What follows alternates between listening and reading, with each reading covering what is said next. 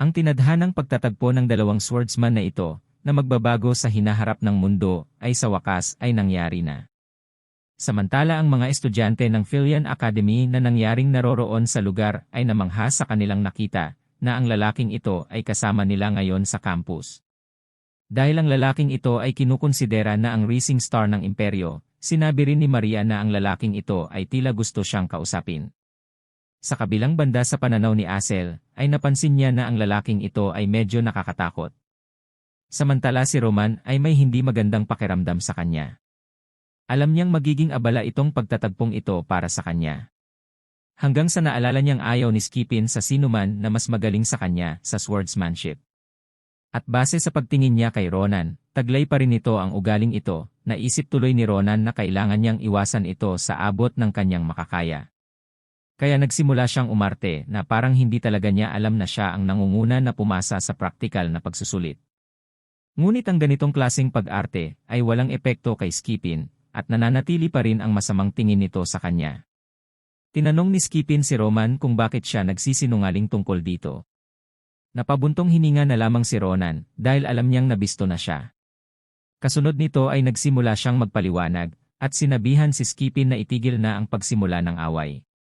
Inakusahan din siya ni Ronan na wala namang patunay ang lalaking ito sa kanyang mga sinasabi, at dahil nabanggit ni Ronan na kailangan niya ng ebidensya, ay itinaas ni Skipin ang kanyang espada. Ito ang paraan niya ng pagsasabi nito, at sa isang kisap mata, nagawa nitong i-unsheath ang kanyang espada at atakihin si Ronan.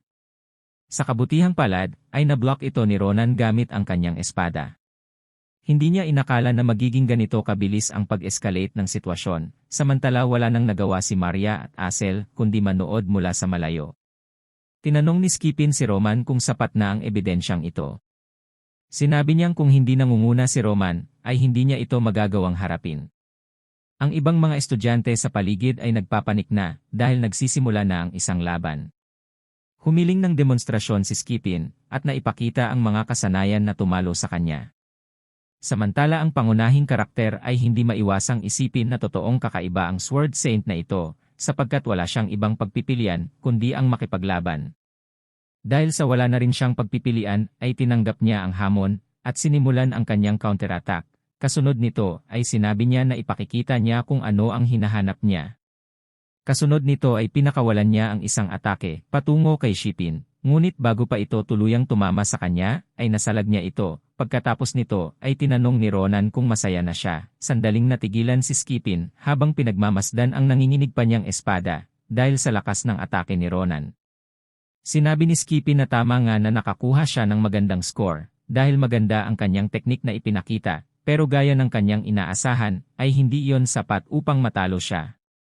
Habang sinasabi niya ito ay sinugod niya si Ronan, at sinabi dito na ipakita niya ang lahat ng kanyang mga tinatagong kakayahan. Sinabihan naman siya ni Ronan na nababaliw na siya at maghinay-hinay lamang.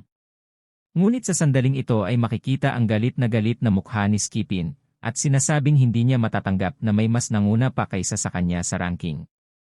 Habang patuloy siyang inaatake nito, ay naisip ni Ronan kung gusto ba talaga ng taong ito na patayin siya. Naisip din niya na ito rin ang dahilan kung bakit ayaw niyang makipagkita sa taong ito. Napagtanto niya na kung magpapatuloy ang laban ilang ito ay magsisimula ng gamitin nito ang kanyang aura at magiging masama ang kalalabasan nito. Naalala niya na ang ataking ito ay tinatawag na Tempest Sword, at nabuo ito sa pamamagitan ng isang paghiwa ng kanyang espada na nilagyan niya ng kanyang aura, at naisip din niya na hindi niya makakayang tanggapin ang ataking iyon. Kaya sa sandaling ito ay tumalikod siya at nagsimulang tumakbo. Ang aksyon niyang ito ay lalong nagpagalit kay Skipin dahil hindi siya makapaniwala na ang taong tumalo sa kanya sa practical exam ay magagawa ito sa gitna ng kanilang laban. Ngunit kasunod nito ay gumawa si Ronan ng hindi kapanipaniwalang bagay. Kinuha niya si Asel at ginawa itong kanyang hostage upang harangan si Skipin. Nagulat naman si Asel at hindi inaasahan na magagawa ito sa kanya ng kanyang kaibigan. Samantala nang makita ito ni Skipin ay sinigawan niya sa Ronan at sinabi na karuwagan ang kanyang ginagawa na pagtatago sa likod ng isang babae at hindi niya matatawag ang kanyang sarili na isang kabalyero sa ginagawa niyang ito. Samantala si Asel nang marinig ito ay sa halip na matuwa ay napaiyak pa at sinasabing hindi naman siya isang babae kundi isang lalaki. Pagkatapos nito ay nagkaroon ng nakakatakot na ekspresyon si Ronan, at sinabi niya sa kanyang katunggali na palagi siyang tama sa isang bagay, at iyon ay ang pagtatanggol ni Skipin sa kanyang paraan ng pagiging isang kabalyero. Pagkatapos sabihin yon, nagpakawal si Ronan ng hindi inaasahang atake. Nakatama siya ng suntok kay Skipin habang nakatago sa likod ni Asel, isang malinis na tama. Labis ang gulat ng lalaking ito sa pinsala na kanyang natanggap. Hindi na kayang panatilihin ni Skipin ang kanyang balanse, kaya napaluhod siya. Kasunod nito ay lumapit si Ronan sa kanyang mga kaibigan, at sinabi niya sa kanila na ito na ang tamang oras para tumakbo sila. Hindi pa rin siya makapaniwala dahil hindi niya mawari ang narinig. Sinubukan pa rin ni Skipin na pigilang makatakas ang mga ito, pero huli na ang lahat. Nagmadali na sina Ronan at ang kanyang mga kaibigan. Pagkalipas ng ilang segundo, dumating na ang mga gwardiya, dahil may nag-ulat na may away sa lugar. Nagulat ang mga gwardiya nang makita niya kung sino ang sangkot sa away. Nakita ng mga gwardiya na si Skipin, ang taas-respetadong tao, ay nakaupo sa lupa. Agad siyang lumapit kay Skipin, at tinanong kung okay lang siya. Tinanong din niya si Skipin kung maaari niyang ilarawan ang mga taong umatake sa kanya, para agad silang mahanap ang mga ito, pero ayaw ni Skipin sa ideya na iyon. Dahil hindi niya gusto na ituring siyang parang may hawak na katayuan. Sinabi pa niya na aplikante lang siya sa academy. Tumindig ito at sinabi sa lahat na hindi na kailangan mag-alala, ang nangyari ay isang patas na laban sa pagitan ng dalawang swordsman. Sinabi din ni Skipin na kaya na niyang alagaan ang sarili niya habang pinapagpag ang alikabok. Pero habang ginagawa niya ito, napansin niya ang isang bitak sa kanyang espada. Naisip pa nga niya na parang imposibleng mangyari iyon, dahil gawa ito sa pinakamataas na antas na metal, ang mithril. Naalala ni Skipin na ang atake na ipinakita ni Ronan. Inakala niya na mga simpleng atake lang ang mga yon, pero malinaw na nagkamali siya. Ngumiti siya, iniisip na kakaiba ang nangyari. Sinabi niya na mula ngayon, ay tatandaan na niya ang pangalan na Ronan. Kinabukasan, sa labas ng kabisera na tinatawag na Shimo Forest, naririnig ang mga yapak sa paligid. Sila'y sina Ronan at Esel. Hawak ni Ronan ang isang mapa, at parang naghahanap ng isang bagay. Habang hinihingal, tinanong ni Asel si Ronan kung dapat bang gawin talaga itong paghahanap ngayon. Ang nasa isip ni Asel ay ang pangyayaring kahapon, kung saan sinuntok ni Ronan ang tagapagmana ng pamilyang Grancia. Sobrang lakas ng suntok ni Ronan na halos masira ang ilong ni Skipin. Iniisip ni Asel kung paano kung bumawi si Skipin sa kanila. Sinabi naman ni Ronan sa kanya na huwag na lang isipin yon, alam niyang mabuting tao si Skipin sa kabila ng pagka-obsessed nito sa mga espada, at sa puso nito ay ipinagtatanggol nito ang prinsipyo at karangalan. Siya rin ang role model ng lahat na nagtatanggol sa mga mahina, sa madaling salita, itong lalaking ito ay ang kahulugan ng mataas na uri ng maharlika. Inaasahan na din ni Roman na sasabihin ni Skipin sa mga gwardya na ang nangyari ay isang patas na laban. Dahil dito si Asel ay nagsimulang kumalma nang ma-realize na maaaring totoo ang sinabi ni Ronan. Ito rin ang oras na sinabi ni Ronan na naroroon na sila sa lugar na tinukoy ni Professor Vern. Isang maliwanag at kumikislap na asul na tubig ang bumati sa dalawang ito. Ngumiti si Ronan, at sumigaw sa excitement na ito'y ang Fernando Spring. Ang mana na bumabalot sa buong mundo sa hindi kilalang dahilan, at nagtitipon sa isang lugar upang maging isang malaking sapa, ay tinatawag na mana vein. Sa pag-iral ng bagay na ito, ang mana ay maa-absorb ng nakapaligid na bagay. Halimbawa, ang isang karaniwang bato na makikita sa mana vein ay maaaring maging pinakamataas na uri ng mineral, ang isang pangkaraniwang damo ay maaari ring maging isang milagrosong halamang gamot. Ang Fernando Spring ay isang bihirang lugar kung saan dumadaloy ang mga mana vein sa tubig. Sinabi ni Ronan na ang halaga ng tubig na ito ay napakalaki, kaya ang mga taong makadiskubre nito ay gustong monopolisahin ito. Sa pangmatagalan, iniisip ni Ronan na talagang mabait si Professor Vern sa kanya, dahil sa pagbibigay sa kanila ng mapa patungo sa lugar na ito, nang hindi alintana ang Dream Egg. Sinubukan ni Asel na hawakan ang tubig, at sinabi niyang ito'y unang beses niyang maramdaman ang sobrang kakaibang mana sa isang lugar. Iniisip pa niya na kung magte-training siya sa lugar na ito, mas malakas pa sa kanyang karaniwang lakas ang kanyang magagawa na mga magic spells. Napansin ni Asel ang itlog na nasa bulsa ni Ronan na biglang kumikislap muli. Nangyari na ito dati nang ang itlog ay talagang umaabsorb ng magic power sa paligid ng spring ng may kakaibang bilis. Sinabi ni Ronan kay Asel na hindi talaga niya ito mararamdaman dahil hindi niya nakikita o nararamdaman ang mana. Naalala niya si Maria na hindi nakasama sa kanila dahil abala ito sa kanilang negosyo. Sang-ayon si Asel dito pero may pakiramdam siyang may mali. Itinanong niya kay Ronan kung hindi ba niya nararamdaman ang kakaibang bagay sa paligid. Naalala ni Asel ang sinabi ni Professor Vern na halos puno ng pure mana ang lugar na ito at inaasahan nilang ang spring ay puno ng maraming fantastical na mga nilalang pero sa ngayon wala silang nakikitang kahit isang nilalang. Nabigla si Ronan nang ma-realize ang mahalagang bagay na ito. Ang bagay na talagang iniisip ng dalawang ito ay wala silang narinig na kahit isang ingay ng hayop sa paligid. Napabuntong hininga si Ronan, iniisip niya na masyado siyang naging kampante. Sinabi ni Ronan kay Asel na lumalala na ang sitwasyon, at tinanong pa kung bakit parating may ganyang klaseng mga bagay na nangyayari kahit saan siya magpunta. Pagkatapos ay binalaan niya si Asel na laging maging handa, dahil naamoy niya ang amoy ng dugo na malapit sa kanila. May mga bangkay ng hayop ang nakatambak na malapit sa kanila. Ang mga taong may kagagawan sa kagimbal-gimbal na gawain na ito, ay mga misteryosong tauhan. Nalito si Asel sa sinabi ni Ronan, pero tila may katotohanan ang sinabi nito batay sa mga ebidensyang nakuha nila. Nagkaroon si Ronan ng mukhang nakakatakot dahil napagtanto niyang may nakapasok na sa lugar na ito bago sila. Nagpatuloy ang dalawa sa pag-uusap tungkol sa mga di inaasahang bisita sa lugar na ito, ngunit hindi nila alam na sa sandaling ito ay may isang pana na nakatutok na sa kanila. Lumitaw na may 5 lalaki na may suot na maskara at nakahanda na ang kanilang posisyon. Isang galaw at tiyak na papakawalan na ang mga pana pagkatapos ma-detect ang presensya ni Ronan at Asel. Makalipas ang ilang sandali ay pinakawalan na ng mga ito ang mga pana patungo kay kina Ronan. Sa kabilang banda tahimik na tumayo si Ronan habang hinihintay ang tamang pagkakataon.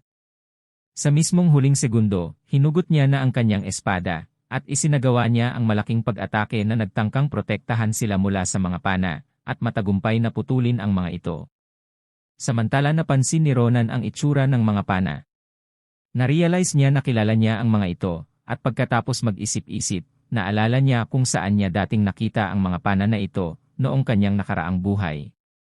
Kasama niya sa kampo ang ibang lalaki na sumali sa disciplinary squad, at isa sa mga kasama niya roon ay nagpakita ng parehong pana na nakatagpo niya ngayon. Ang lalaking may buhok na pula ay nagsabing espesyal ang mga pana, at isang pana lang ay kayang sumabog ng ulo ng mga orcs. Hinamon pa ng lalaking ito si Ronan, na siyang kapitan nila noon, para subukan ang nasabing pana. Sa kabila ng lahat, napagtanto ni Ronan na ang lalaking may buhok na pula, ay dating kasapi sa isang grupo ng mga mangangaso bago sumali sa disciplinary squad. Sinabi pa nitong ginagamit ang mga pana na ito ng isang elite member ng kanilang grupo na may tawag na Kalboro Bloodhound. Noong panahon ng kanilang pagkakapiit, nainis si Ronan sa pagtuklas na muling makakatagpo ang parehong grupo ng mga ngaso. Dagdag pa ang mga ito, ay higit na mas malakas ng malaki ang mga lalaking ito, kaysa sa naunang dalawa na kanilang nakaharap, at nasa level na ng isang hunting dog. Napahinga ng malalim si Ronan, habang iniisip na wala siyang ibang pagpipilian dito. Iniutos niya kay Asel na magtago sa isang ligtas na lugar, at ingatan na huwag maging katulad ng isang hedgehog mula sa mga pana na itutok sa kanila ng kanilang mga kalaban. Kasunod nito ay iniwan niya si Asel na nag-iisa, habang sinasabi ni Ronan na gagawin lang niya ng sandali ang isang bagay. Pagkasabi niya nito ay agad sumugod sa direksyon ng mga kalaban, at handang talunin ang nasabing organisasyon ulit.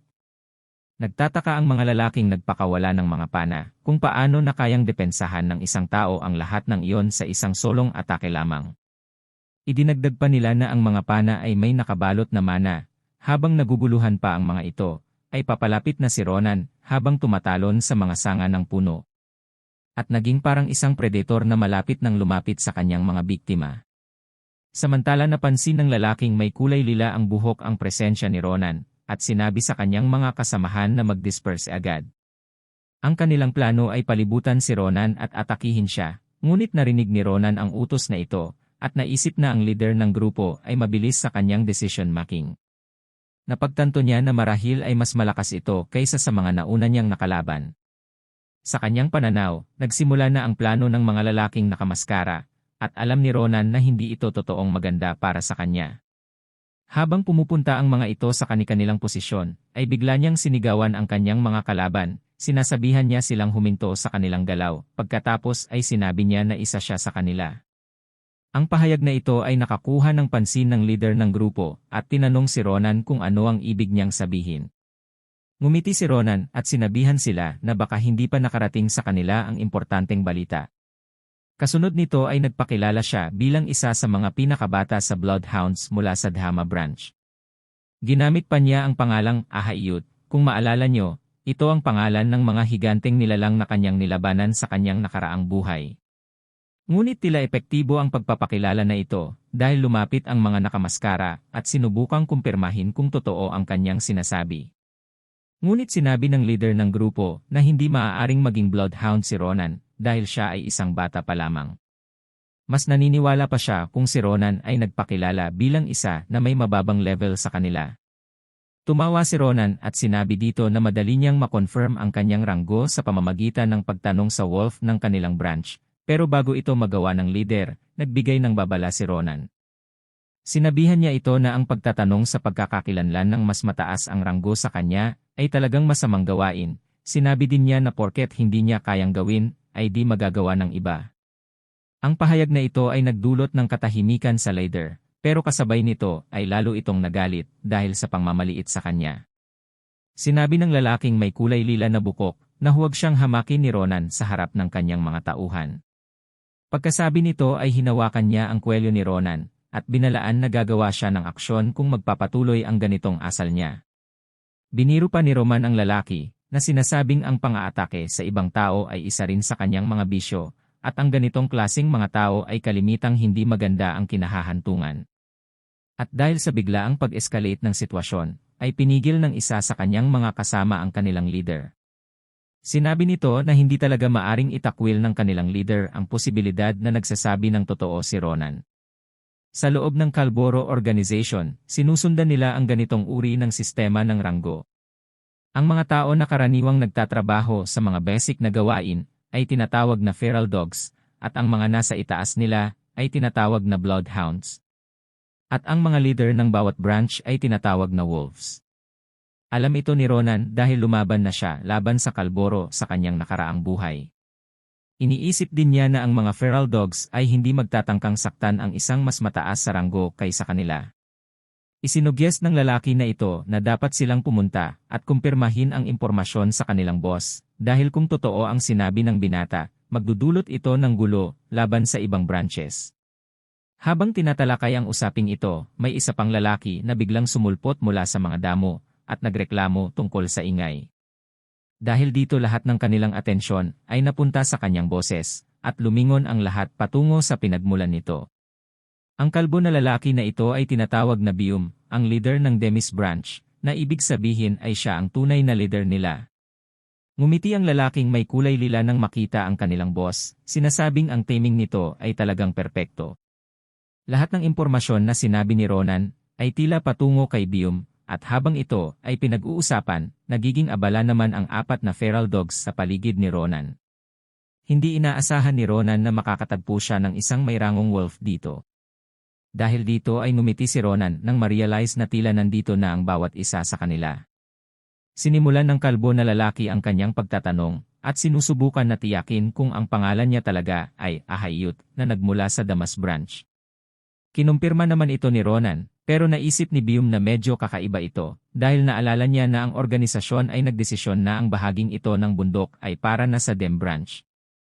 Nakangiti namang sinagot ito ni Ronan, at sinabihan ang lahat na hindi siya talagang na-inform tungkol sa impormasyong yon, dahil sa isang bagay, at iyon ay dahil hindi siya tunay na bloodhound.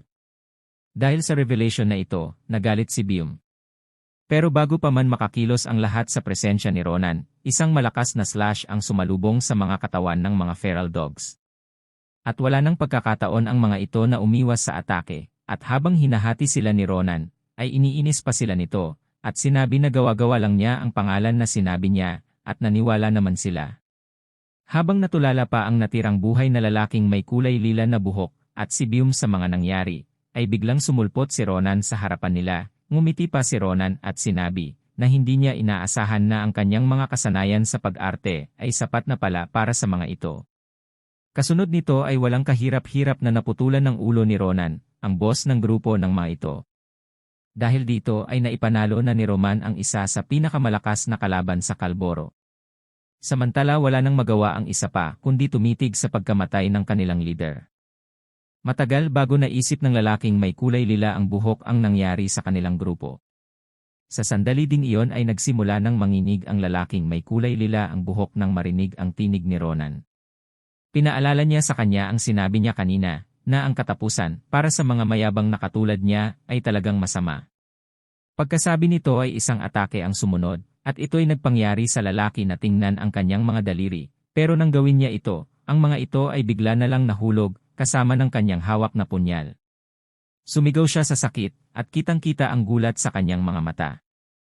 Napaluhod siya habang nagdadalamhati para sa kanyang nawalang mga daliri, samantala tahimik lang si Ronan, na para bang walang nangyaring kakaiba sa kanyang harapan. Sinabi ni Ronan sa kanya na ikalma ang kanyang sarili. Pagkatapos ay iniabot niya sa kanya ang isang piraso ng papel, at sinabihan ang lalaki na kunin ito. Iniutos ni Ronan sa kanya na gumawa ng isang mapa na magtuturo sa kanya sa lahat ng branches ng Kalboro Organization. Tila naguguluhan naman ang taong ito sa pinapagawa sa kanya, ngunit ngumiti si Ronan nang makita ito, at sinabi ni Ronan na kung ayaw niyang gawin iyon ay wala na siyang rason para buhayin pa siya. Dahil dito ay lalong natakot ang lalaking ito, at sinabi na gagawin niya ang lahat ng ipapagawa niya. Pero tinanong din niya kung paano niya magagawa iyon kung wala naman siyang panulat. Kalmado namang sinabi ni Ronan na ginawan na niya siya ng magagamit niya, at ang tinutukoy niya ay ang mga daliri na pinutol niya sa kanya. Dahil ay lalong napaiyak ang lalaking ito sa kanyang sitwasyon. Makalipas ang ilang oras ay natapos na niya ang mapa, binigyan pa siya ng papuri ni Ronan, at sinabihan na may talento siya. At dahil tapos na ang gawain niya, tinanong niya si Roman kung pwede na siyang lumaya, tulad ng ipinangako niya. Ibinalik naman ni Ronan ang mapa sa kanyang bulsa, at kinumpirma ang tanong ng feral dog. Kasunod nito isang pulang marka ang biglang lumitaw sa harap ng nagugulat pang lalaking ito, pagkatapos ay nahati na sa dalawa ang katawan ng lalaki. Habang nangyayari ito ay sinabi ni Ronan sa isang malamig na ekspresyon na hindi na siya makakalaya pa. Dahil kamatayan ang nababagay sa katulad nila. Huwag kalimutan mag-like, share, at subscribe. Maraming salamat sa panonood.